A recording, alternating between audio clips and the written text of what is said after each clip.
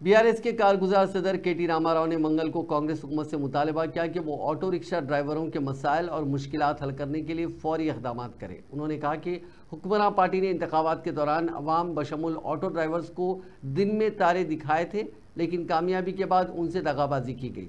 मंगल को धरना चौक पर तमाम सियासी जमातों से मलका ऑटो ड्राइवर यूनियनों की जानिब से मुनज़्ज़म करदा धरने को मुखातिब करते हुए केटीआर ने निशानदही की कि तेलंगाना में कांग्रेस के इख्तिदार पर आने के बाद तकरीबन 6,50,000 ऑटो ड्राइवर्स परेशानियों का सामना कर रहे हैं। बीआरएस के कारगुजार सदर ने कहा कि कभी भी ये नहीं सोचा गया था कि कांग्रेस हुकूमत इस किस्म की सूरत हाल पैदा कर देगी कि ऑटो ड्राइवर्स खुदकशी के लिए मजबूर हो जाएंगे। उन्होंने कहा कि गुज़िश्ता 10 साल के दौरान ऑटो ड्राइवर्स रोज़ाना तकरीबन 2,000 रुपये कमाया करते थे, लेकिन अब उन्हें मुश्किल से 200 या 300 रुपये की आमदनी भी नहीं हो रही है।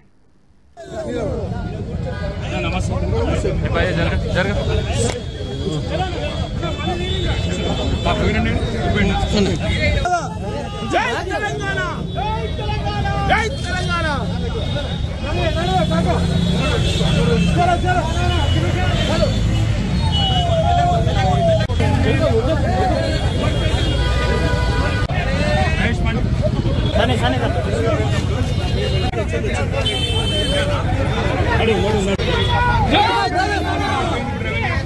కొత్తగా చేస్తున్న డిమాండ్లు కూడా ఏం లేవు।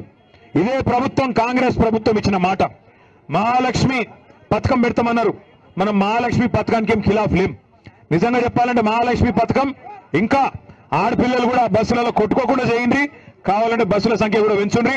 మన ఆడబిడ్డలు కొట్లాడుకుంటే మనకు కూడా మంచిది కాదు, మనకేం అభ్యంతరం లేదు।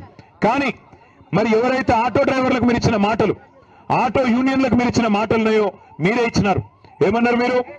12,000 రూపాయలు ఇస్తాం సంవత్సరానికి అన్నారు। ఆ 12,000 సరిపోవు, మాకు నెలకు ఖచ్చితంగా 5,000 రూపాయలు ఇవ్వాలని చెప్పి ఆటో డ్రైవర్లు అడుగుతా ఉన్నారు। తప్పకుండా వారికి మీరు ఇచ్చిన మాట ప్రకారం 12,000 ఇవ్వండి। ఇతోధికంగా మానవత్వంతో